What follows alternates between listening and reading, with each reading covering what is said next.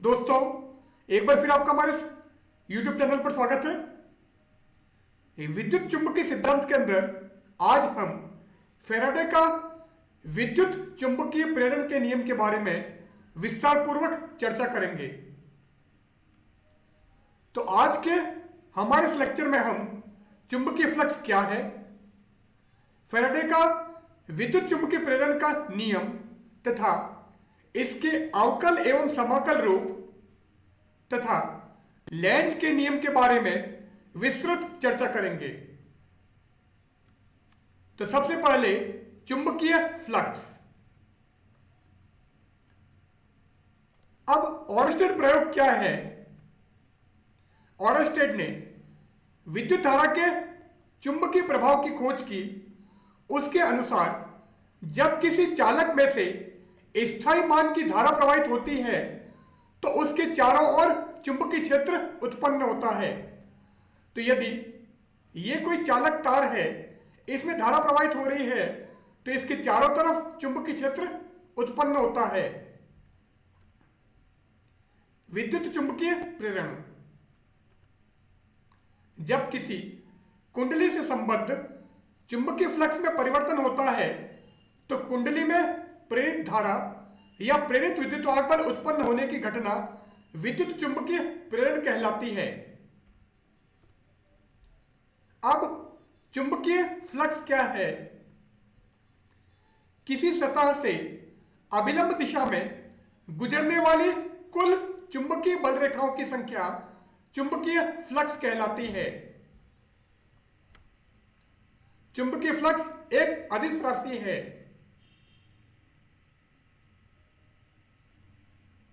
यदि किसी समरूप चुंबकीय क्षेत्र B में पृष्ठ क्षेत्रफल A इस प्रकार स्थित हो कि चुंबकीय क्षेत्र B की दिशा A के लंबवत हो, तो उस अवस्था में यहां पर हमने ये क्षेत्रफल को दर्शाया है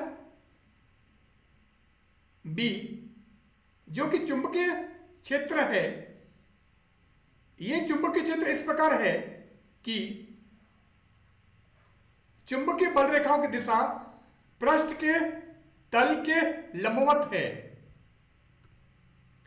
तो इस अवस्था में चुंबकीय फ्लक्स फाई का मान B इंटू A होगा। यदि चुंबकीय बल रेखाएं पृष्ठ के अभिलंब न हो तो यहां पर चुंबकीय बल रेखाएं पृष्ठ के तल के अभिलंब दिशा में है।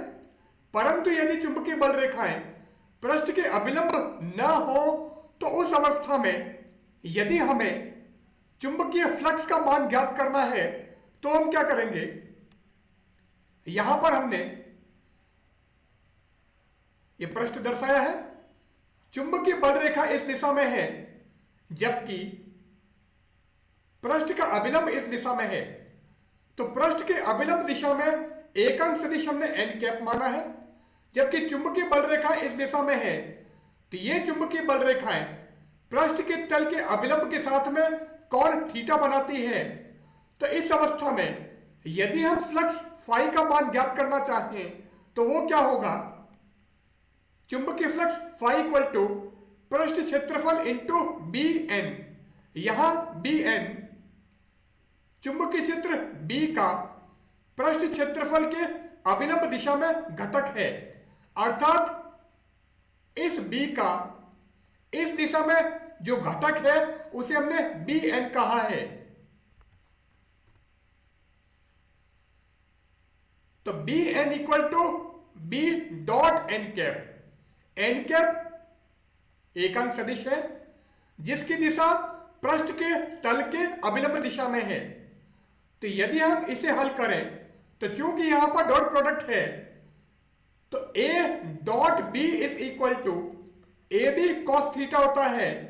यहां थीटा A तथा B के मध्य कोण है। तो B डॉट एन कैप हो जाएगा B into N cap cos theta.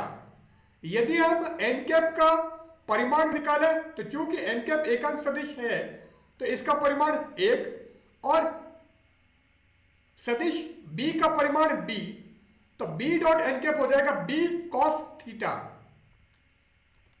So B N equal to B cos theta, B N का ये मान यदि हम यहां पर रखें, so phi is equal to A into B cos theta. So phi equal to B N into A, और B N B cos theta है, so phi equal to B cos theta into A. और मैंने कहा था कि A dot B is equal to A B cos theta होता है, सो B cos theta into ए, अर्थात बी ए कॉस थीटा का मान बी डॉट ए होगा। सो चुंबकीय flux phi equal to B dot A. मात्रक, अब यदि हम चुंबकीय फ्लक्स का मात्रक ज्ञात करें, तो चूंकि phi equal to B dot A है, तो चुंबकीय फ्लक्स का मात्रक वेबर होता है। तो वेबर वास्तव में बी इंटू ए के मात्रक के बराबर होगा। बी चुंबकीय क्षेत्र है जिसका मात्रक टेस्ला, और ए क्षेत्रफल है जिसका ऐसा ही मात्रक मीटर स्क्वायर होता है। तो टेस्ला इंटू मीटर स्क्वायर को हम वेबर कहते हैं तथा इससे रिप्रेजेंट करते हैं। सो एक वेबर इक्वल टू एक टेस्ला इंटू 1 मीटर स्क्वायर। तो यदि B का मान एक टेस्ला हो, A का मान 1 मीटर स्क्वायर हो, तथा इन दोनों के मध्य कोण 0 डिग्री हो, तो उस अवस्था में फाई का मान 1 वेबर होगा।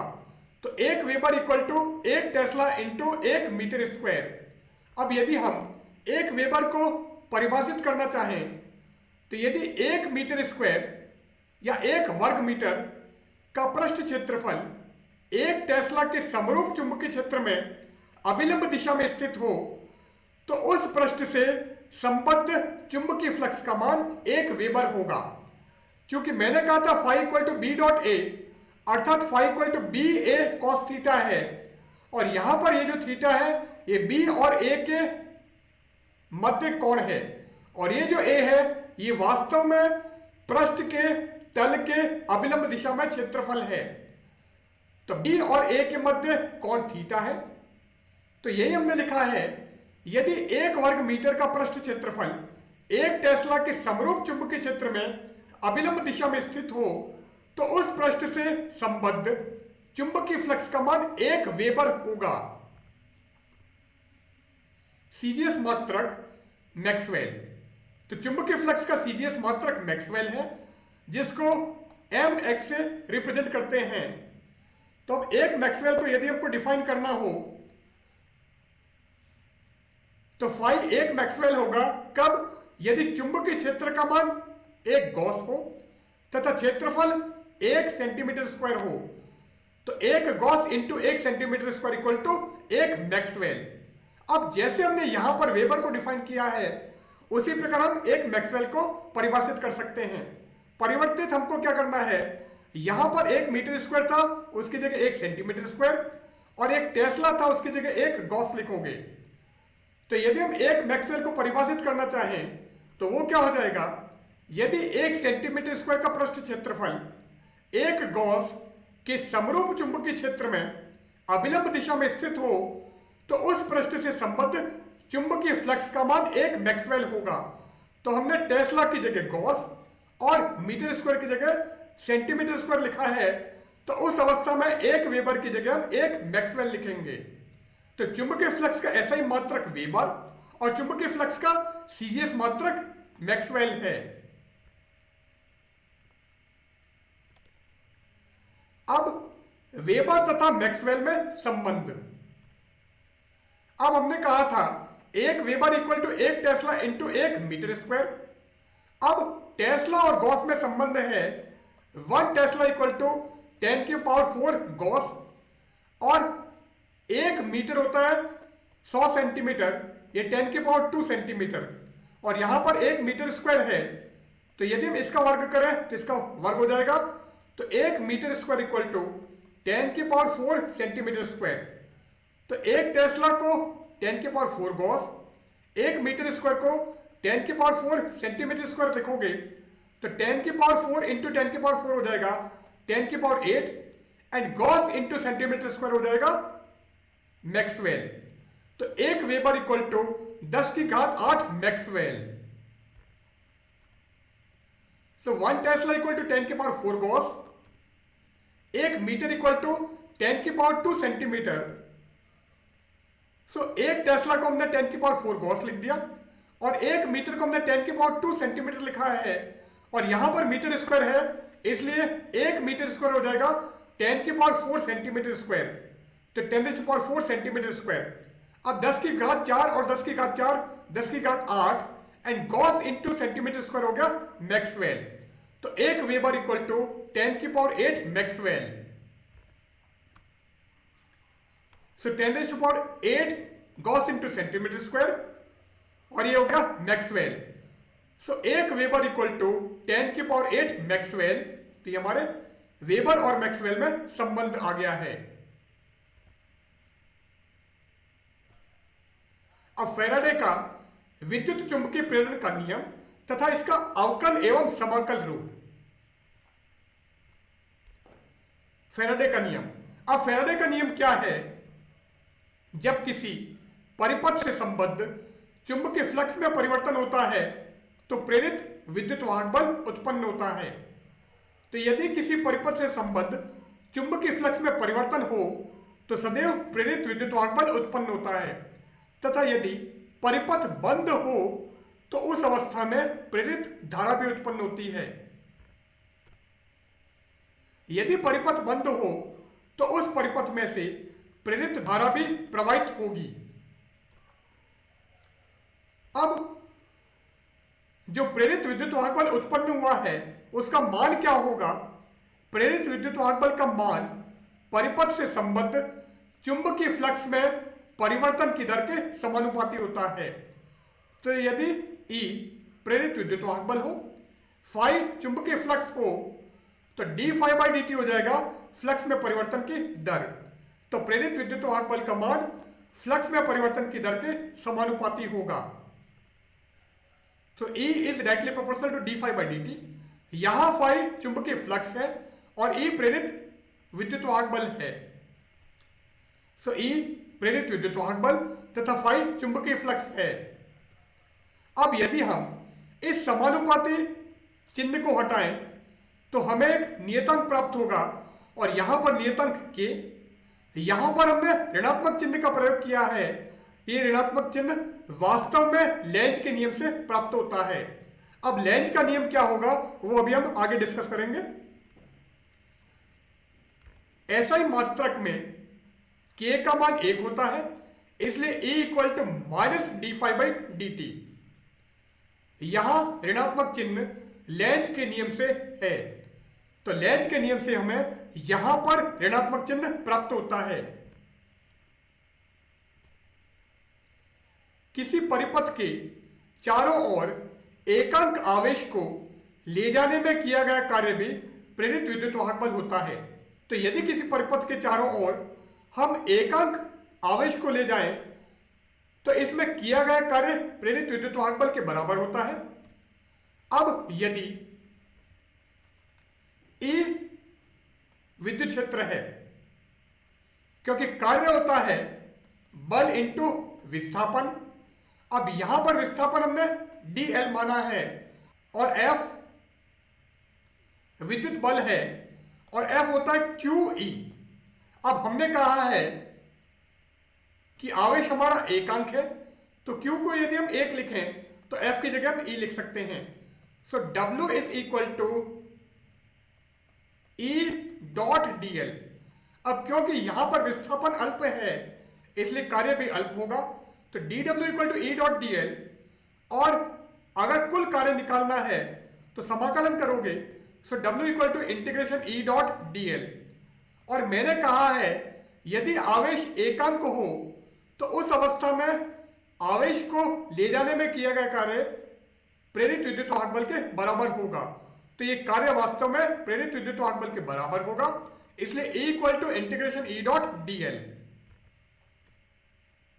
यहां E विद्युत क्षेत्र है। अब अभी हमने निकाला था E equal to minus d phi by d t. तो प्रेरित विद्युत वाहक बल का मान E होता है और इसी प्रकार प्रेरित विद्युत वाहक बल का मान ये भी होता है।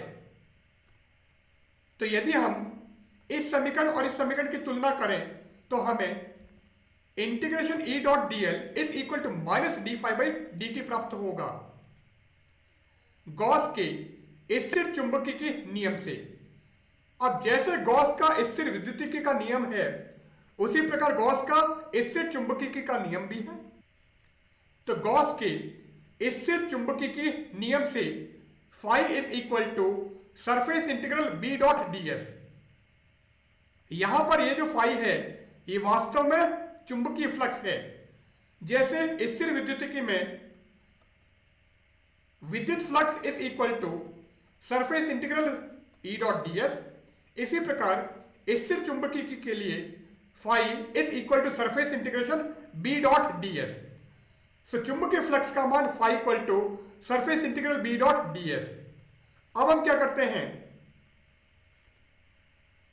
इस फाई का मान यहां पर रख देते हैं और मैंने पहले कहा है ये बी चुंबकीय क्षेत्र है।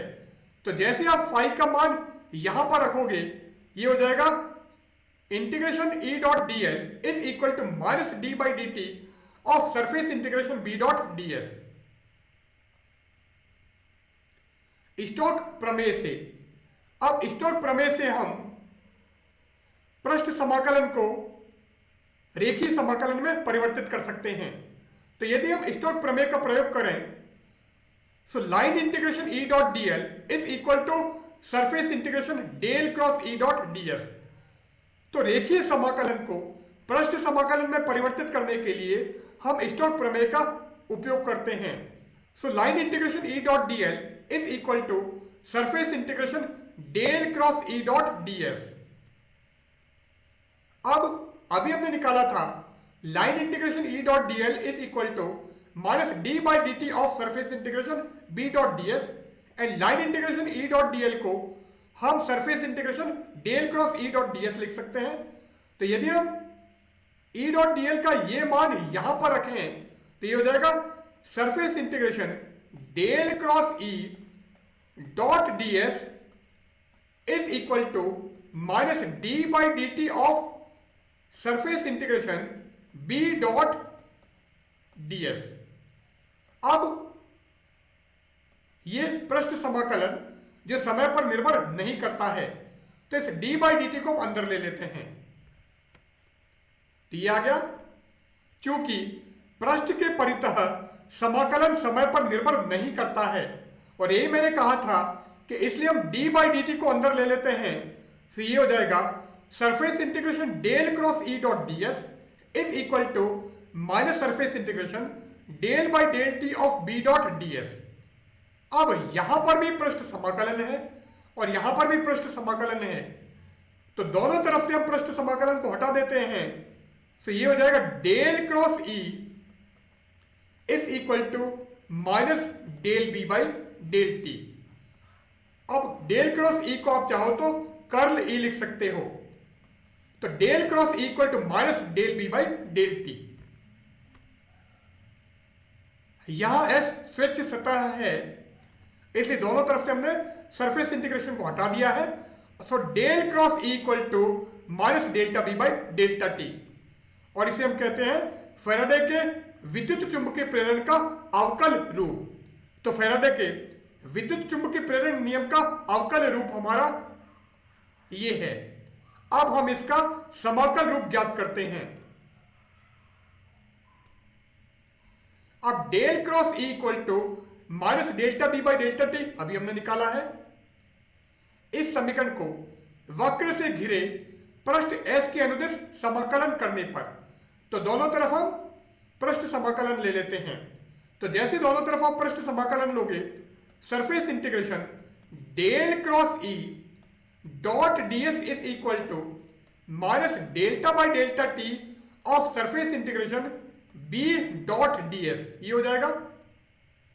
सो surface integration del cross E dot D s is equal to minus surface integration delta B by delta t dot D S.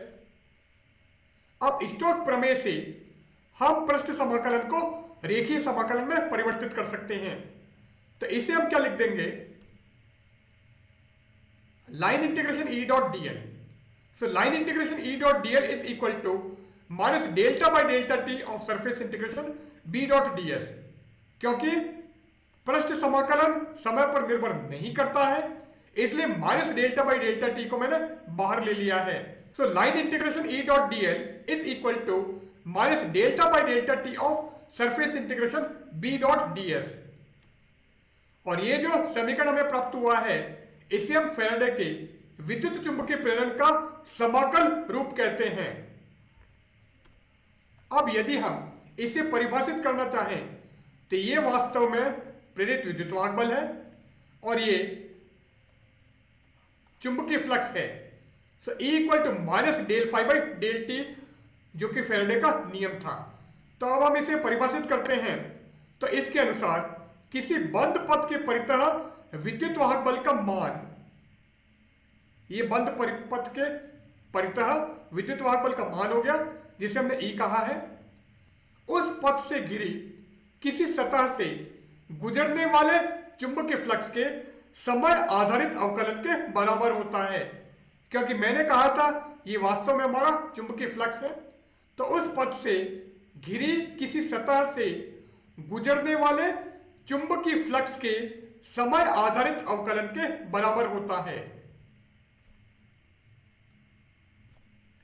अब नेक्स्ट टॉपिक हमारा है लेंज का नियम। अभी मैंने कहा था कि फैराडे नियम में E is equal to minus d phi by d t आया था और ये जो ऋणात्मक चिन्ह था ये वास्तव में लेंज के नियम से था। अब ये ऋणात्मक चिन्ह क्या दर्शाता है? सो लेंज का नियम, इस नियम का उपयोग परिपथ में उत्पन्न प्रेरित धारा की दिशा का पता लगाने में किया जाता है। तो परिपथ में जो प्रेरित धारा उत्पन्न हुई है वह किस दिशा में प्रवाहित हो रही है उसका पता लगाने के लिए हम लेंज के नियम का प्रयोग करते हैं। यह ऊर्जा संरक्षण के नियम से संबंधित है। इस नियम के अनुसार किसी बंद पथ में उत्पन्न प्रेरित धारा सदैव इस प्रकार प्रवाहित होती है कि वह उन कारणों का विरोध करती है जिनके कारण उसकी उत्पत्ति हुई है। तो किसी बंद पथ में उत्पन्न प्रेरित धारा सदैव इस प्रकार प्रवाहित होगी कि वह उन कारणों का विरोध करेगी जिसके कारण वास्तव में उसकी उत्पत्ति हुई है। इसे ही हम लेंज का नियम कहते हैं। तो यहां पर ऋणात्मक चिन्ह विपरीत दिशा को प्रदर्शित करता है जो वास्तव में लेंज के नियम से प्राप्त हुआ है। अब यहां पर हमने कुंडली दर्शाई है, ये कुंडली और ये जो परिपथ है इसमें हमने एक धारा मापी, ये गैल्वेनोमीटर G दिखाया है। अब ये कोई चालक है, इस चालक के ऊपर हमने एक कुंडली को लपेट दिया है। इस कुंडली में हम धारा प्रवाहित कर रहे हैं। अब यहां पर उत्तरी ध्रुव और यहां पर दक्षिणी ध्रुव, ये नॉर्थ पोल और ये साउथ पोल। अब मैं क्या करता हूं, इस नॉर्थ पोल को दूर लेके जाते हैं।